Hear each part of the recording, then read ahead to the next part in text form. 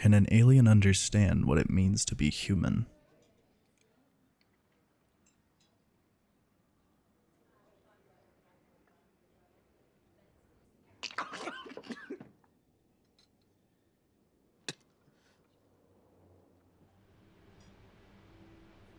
An ever-present idea throughout the film, we see what a being with no sense of taste does with food.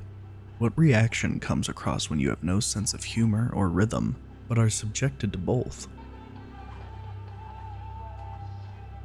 All sensations that are inherent to our humanity, locked away from any real sense of experience to our protagonist, and yet we are still made to empathize and follow this character. It's an intersecting line that is created by director Jonathan Glazer, wherein we are forced to try and empathize with a being who is truly alien to us, and vice versa. This trade-off is not only given through the concept of the story, but it can also be found from within the setting. Scarlett Johansson is one of the most recognizable actresses in Hollywood, which is why placing her within the setting of Scotland emphasizes this dichotomy.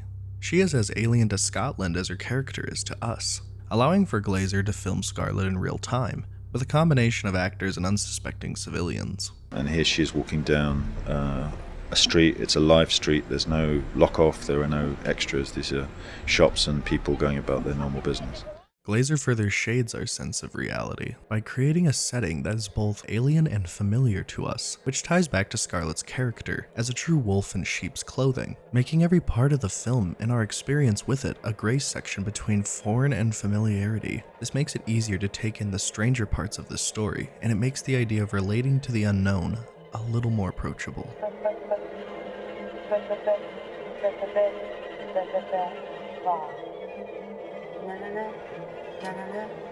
The first time we get a good look at Scarlett Johansson's character is bewildering to say the least. We are given so many questions that some of the most obvious ones slip through the cracks. Who is this woman? Is she dying? How does she relate to the woman? Why is she crying? Where are we? Most are quick to point out that last question especially. Apart from Glazer's wide lens, we are given little sense of space for this room, but I think what truly makes this room feel so distant and strange is all due to the lighting. I've seen this film 4 times now, and it wasn't until this watch that I even noticed it. Everything else is just so peculiar that it distracts from asking how they are shadowed. What light source is present to give off such harsh shadows in a pure white room? The mystery of it all does a great job in enhancing the alien aesthetic, making this scene feel so eerie and immediate all at the same time. But the last question that is posed to the audience is given when the woman studies an ant she finds crawling on the dead woman. A seemingly insignificant moment that I had once assumed could just be boiled down to curiosity on her part. But if we apply the framework of our previous section to here, then this moment reveals a lot more to us. Firstly, the choice of an ant I think is crucial. What is an ant? Or rather, a more engaging question would be, how do we view ants? Small, simple creatures that live to work for the growth of their colony. Colloquially, it is uncommon for people to discuss ants as individuals, as an individual ant is nothing to us, but a sign of a greater pest. We strip them of any sense of emotion or personality, just as the woman regards humans as nothing more than work that needs to be fulfilled. The woman puts on a performance in order to lure men into their demise. Their deaths are an assignment to be completed. Note that none of this is to suggest that we should re-examine our relationships with ants, or any other creature for that matter, but rather that we regard other life forms with the same sense of detachment as the woman holds against humans in the beginning of the movie. Glazer uses this idea to subtly attempt to build a bridge between the audience and our alien protagonist. When everything is unknown, our relationships with life outside of ourselves are where commonality can be found. Thematically, this is also significant if we look at the mirror scene. Mirrors are used as a visual motif all throughout Under the Skin. Since Glazer chooses to develop our character through her interactions with the physical world and the strength of Johansson's performance, mirrors are used to confront the inner workings of the woman's mind, from being a tool used for deception, an object used to help the audience gain a better understanding of her, and finally a tool that the woman can use to gain a better understanding of herself. But there is one particular scene that acts as the bridge between two of the meanings that this symbol provides. We see the camera hold on to this moment as the cogs of everything the woman has interacted with up to this point all comes back into frame. She has absorbed so much of what human life is, and it has forced a metamorphosis of some kind from within her. She is forced to confront thoughts and even feelings that are new to her. She stares into the mirror, looking at the hollow pit of black that sits behind her eye. Implicitly, this is a recognition of what she is lacking, as countless through human history have made reference to the eyes being the window to the soul, a human idea that is not found in the alien eyes that stare back through the woman's false human skin. But it is undeniable that something new has been awakened in her, and it's after holding on to this turmoil that she sees a fly, trapped in a glass window. A creature capable of no humane expression, eyes that are far from similar to ours, and one that we give as much individual value to as the ant from before. And yet despite that, the woman can recognize something deeply human in this alien creature. It's not just sitting idly by, it's attempting to leave. And in this small recognition of humanity coming from a creature who is alien to the woman, we get to see the idea of agency be cemented within the woman, serving as a major turning point for the movie and the character. As her journey to finding humanity becomes her center motivation, she sets into motion the freedom of the disfigured man as well as her own liberation.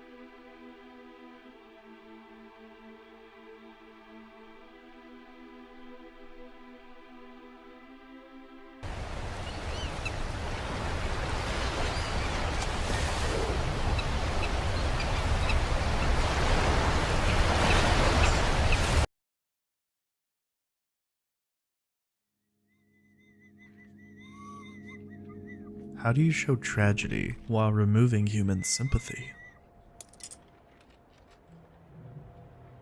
Distance. Distance is used by Glazer to force us further into the headspace of our main character. By pure coincidence, we see a husband attempt to save his drowning wife, after she goes after their family dog and gets caught up in the waves of the ocean. If you want your audience to be emotionally impacted by tragedy, the goal is to be in the action, to hear the screams of agony and adversity, to see the fear in their eyes, communicating how much is on the line, which is precisely why Glazer avoids all of these elements. Screams are heard, but they are muffled by the environment.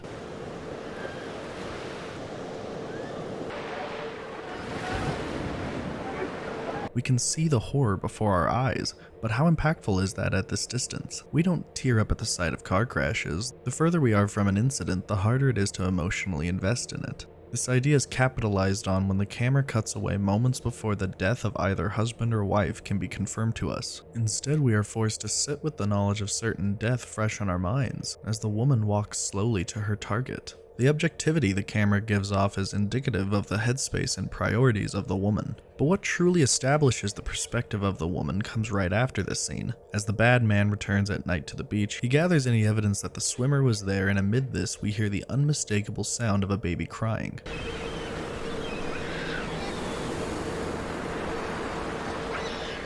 A familiar moment, as both walk away from the scene without giving any notice to the child, but it's only in the bad man scene where we get a close-up of the child. I believe that featuring this close-up here not only enhances the bleak tone of the scene, frames an action of such moral wrong as ambiguous or objective, but it also distinguishes the woman from the bad man. We're given an emphasis on the child so as to leave no doubt in the audience's mind that the bad man has and will never have any care or thought towards humanity past the task at hand, while the woman is immediately shown to be playing over the screams of the baby in her mind, but that thought is broken by the screams of an actual child.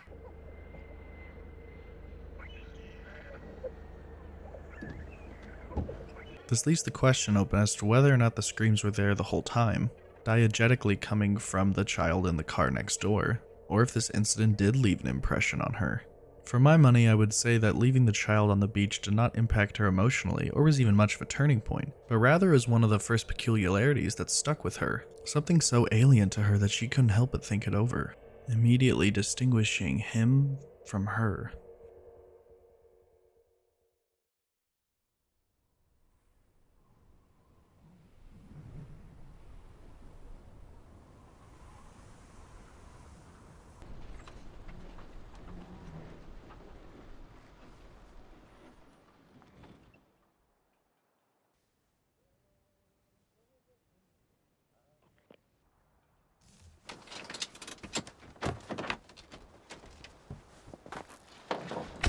Fog creeps over the landscape, and soon enough it envelops our character entirely as she walks straight into it.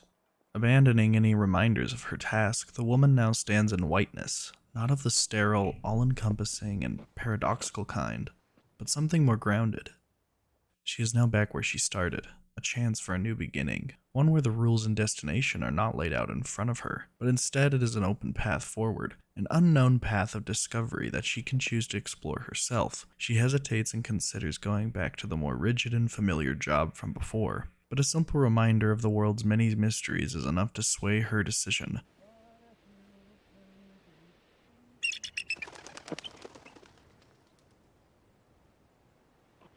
All communicated with nothing more than visual language and simple reminders of what Glazer has already laid out for us.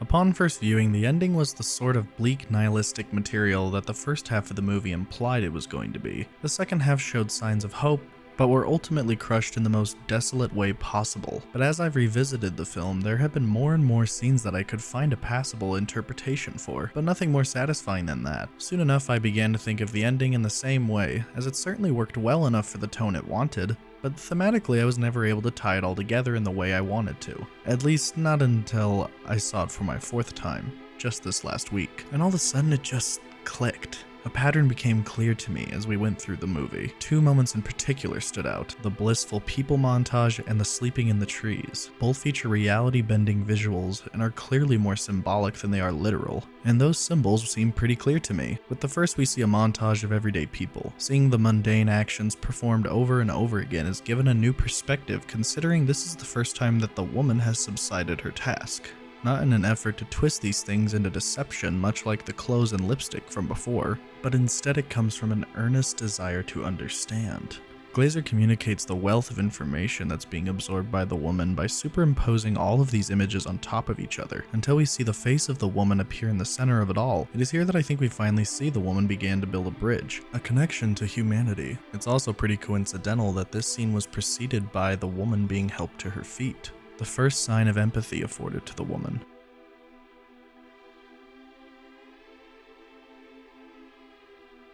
The context for the forest scene is also very crucial. The woman has opened herself up to the point where she decides to stay with a man. This leads to her first sexual encounter, where it is for herself and not to serve some sort of higher goal. However, the sad reality begins to seep in. The reality that she cannot completely engage in the most intimate of human experiences ultimately serves to alienate her from the people that she has sought this connection with. She is forced to find solace elsewhere, as she finds herself in an abandoned cabin for weary travelers. Once again, she is center framed and superimposed over an image, but this one resides in the forest.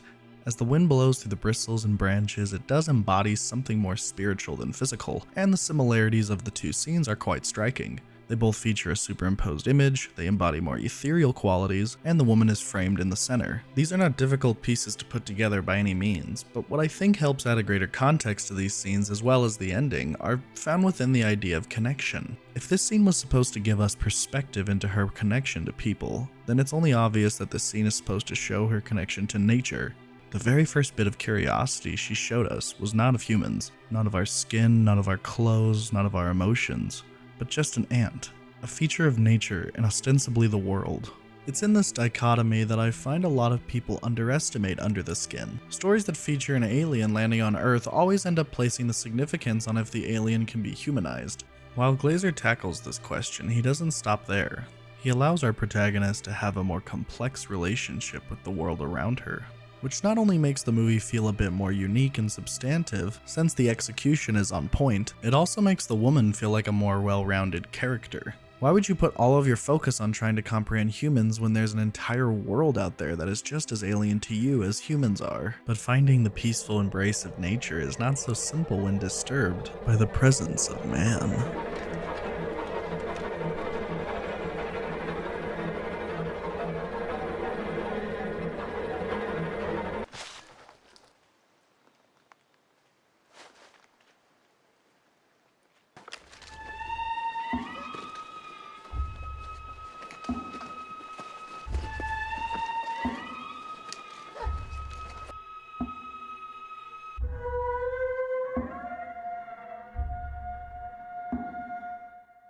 If there's one thing that people seem to agree on with this movie, it's that the soundtrack is particularly unnerving. From the buzzing loop of violas found in the abstract opening, to the eerie ambience on Lipstick to Void, and the surprising release of tension with the open, swooning synthesizers found in Love. Under the Skin possesses a combination of sounds that exist to accompany Glazer's minimal but striking imagery. Mika Levy's soundtrack exists to enhance the creeping sense of dread, embodying it deep within the minds of the audience, with the cherry on top being a sharp violin melody. It's slow, visceral, but above all else, it acts as a reminder of what we are actually watching.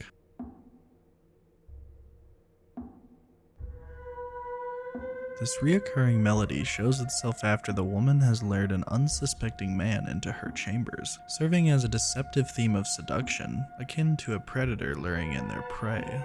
Composer Mika Levy has mentioned strip clubs as being an influence over the percussion for this track. The men are so entranced with the striptease of the woman that they have foregone any and all awareness of their surroundings. The slow and leading nature of the piece accompanies this idea quite nicely, but it's everything else that encompasses the sound of this melody that gives us a reminder to be aware of what is happening. It displaces us from any sense of sensuality that we could get from watching the woman strip, giving off a gnawing sense of tension for the horrid place that these men have found themselves in. Keeping all that in mind, I still wouldn't say this is her theme, however. As the movie grows closer to its end, this theme shifts away from our protagonist. When the woodsman catches up with the woman, we can hear that theme start to play. This is why I called it a deceptive theme, because it doesn't only demonstrate a misleading form of seduction, but also because the music is not exclusive to her. The perspective is in reverse, as she has now become the prey struggling against her predator. In this struggle, she is fully aware of her surroundings because that is how this predator in particular goes after their prey.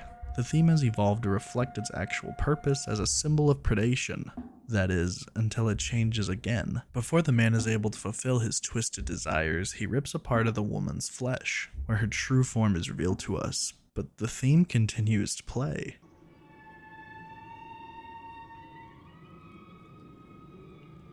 This presents a moral grayness within the text. The music almost implies that we are now meant to identify with this monster. His reaction is what we would expect from someone who discovers an alien, suggesting to us that despite whatever connection we may have grown towards the woman throughout the film, we are forced to confront the reality of the situation once again. The woman is not of our world. And despite the journey that we as an audience have taken with this being, that experience is not shared with the man who sets her on fire. Is his actions so surprising given the unknown and terrifying reality that he has just been presented with? Glazer takes this distant and ignorant perspective that we have all had at one point or another throughout the course of this film, and he places it back on us as we watch her death from afar. Anything any remotely closer is given once her body is a pile of flaming, indistinguishable ash. A fitting but intensely bleak ending.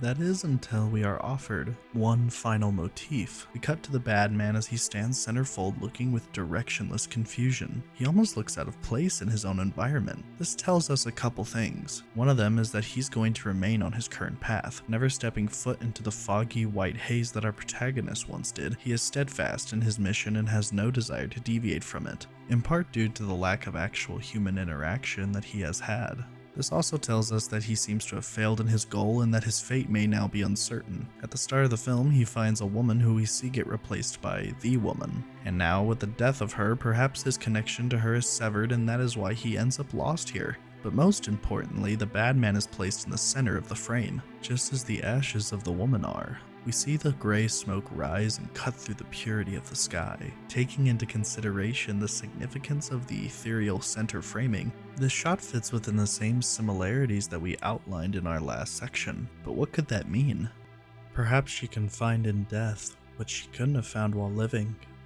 A connection that lives on after death, and can only be found under the skin.